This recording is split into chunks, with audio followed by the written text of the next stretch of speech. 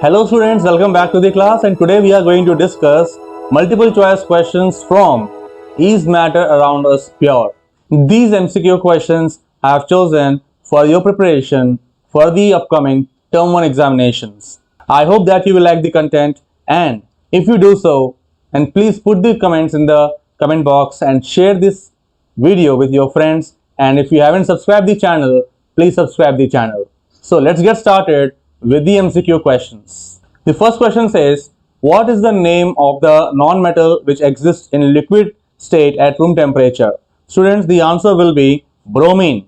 Second question is, when the liquid is spun rapidly, the denser particles are forced to the bottom and the lighter particles stay at the top. This principle is used in centrifugation. So option A will be the correct answer.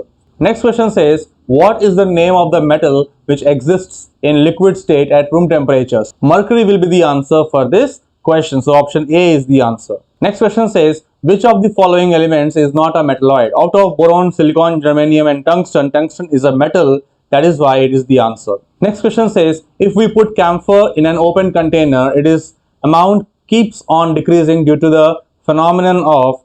The answer will be sublimation, where the solid directly changes to gaseous form without appearing in the liquid state. Next question is, heterogeneous mixtures in which the solute particles do not dissolve and remain suspended throughout the solvent and the solute particles can be seen with the naked eye is known as. They are the suspensions, where the solute particles are having the size of some millimeters and they can be easily visible through our naked eyes without the aid of any kind of lenses. The next question, in tincture of iodine, find the solute and the solvent. Here the answer will be iodine is the solute and the alcohol is the solvent. The next question says, the continuous zigzag movement of colloidal particles in a dispersion medium is called as Brownian motion or Brownian movement. The next question is, a pure substance which is made up of only one kind of atom and cannot be broken down into two or more simpler substances by physical or chemical means is referred to as. And the answer for this question will be an element, because if we talk of any element,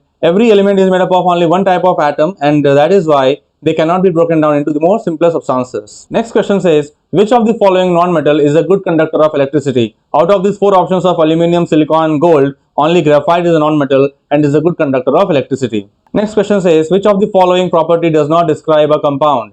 Options are, it is composed of two or more elements, it is a property of a compound, it is a pure substance, it is a property of compound, it cannot be separated into constituent by physical means. It is a true statement. It is mixed in any proportion by mass. No, because compounds are having a fixed proportion, and that is why it is a wrong statement, and that is why it is the answer for this question. Next question is, when two liquids do not mix, they form two separate layers and are known as immiscible liquids. Next question says, how can one separate ammonium chloride from a mixture of ammonium chloride and sodium chloride? This can be done by the process of heating and precipitation, because when we heat the mixture, ammonium chloride gases are evolved and they get separated, they get deposited on the walls of the funnel, and that we can easily find out or we can separate easily. Next question says, the amount of solute present per unit volume per unit mass of the solution or solvent is known as concentration of a solution. Next question says, according to the definition of a pure substance, which of the following is a pure substance? Ice is a compound, mercury is an element, iron is an element. So all of these are the pure substances. Next question says, the separation of two immiscible liquids by a separating funnel depends upon. When we use separating funnel, then the liquids is separate based upon the densities. The lighter density liquid, it stays on the top, whereas the heavy density liquid, it stays at the bottom, and that is why option D will be the answer for this question. Next question says, during filtration, the solution collected in the bottom of the conical flask is called as the residue. So option D is the answer. Next question says, in a chromatographic technique, a sample whose components need to be separated is placed at about 2 to 3 centimeter bottom of the filter paper. Next question says, a mixture of chalk powder and water can be separated using the technique of filtration, because chalk powder is insoluble in water and it can be easily decanted and then it can be filtered out. Next question says, which of the following will show Tyndall effect? Tyndall effect is shown by colloids and suspensions, and that is why both clouds and fogs are the colloids, and that is why we can say this is the answer. Next question says, pulses containing stones is an example of heterogeneous mixtures because the sizes of the pulses and the stones are different from each other. They can be easily separated, then they are visibly present in the mixture. Next question is, which of the following forms the bottom layer in the filtration tank in the purification and supply of drinking water in the city? Gravel layer is the bottommost layer while we do the filtration of water. Next question is, in a compound, the elements are dash and dash in proportion by mass. In a compound, elements are chemically combined and they are in a fixed proportion by mass. Next question says, which of the following is an element? Water is a compound, tin is an element, hydrogen sulfide is a compound, ammonia is a compound, so tin will be the element. Next question says, what will you observe when a mixture of iodine and salt are heated in a china dish? We find that salt is left behind in the china dish and our iodine is evaporated.